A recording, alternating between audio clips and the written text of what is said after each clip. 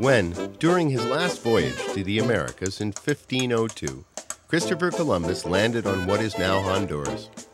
He was astonished to see the reverence with which the locals held an odd-shaped bean that he had never seen before. What he didn't realize was that this bean was not only used in the making of a traditional beverage, but had long been the form of currency for the natives of this new world. Thus, Christopher Columbus became the first European to encounter the cocoa bean.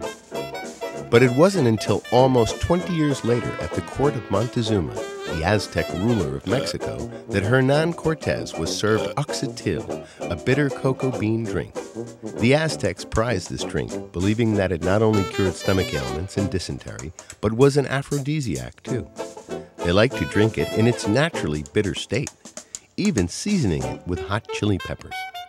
Cortez found the drink too tart for his tastes, but he also found that it built up resistance and helped fight fatigue, so he brought 3 chests full of the beans back to Spain, where it became a favorite of the aristocracy, and underwent an important evolution, as it was sweetened, flavored with cinnamon and vanilla, and served hot. The beverage remained a Spanish secret for almost 100 years, before its introduction to France.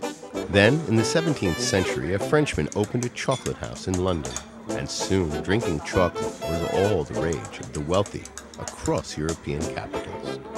It wasn't until the 19th century that the price of importing cocoa dropped drastically, and chocolate became popular among the European and American masses, and people began figuring out other ways of consuming it. Solid chocolate candy was developed by the Swiss and the Dutch.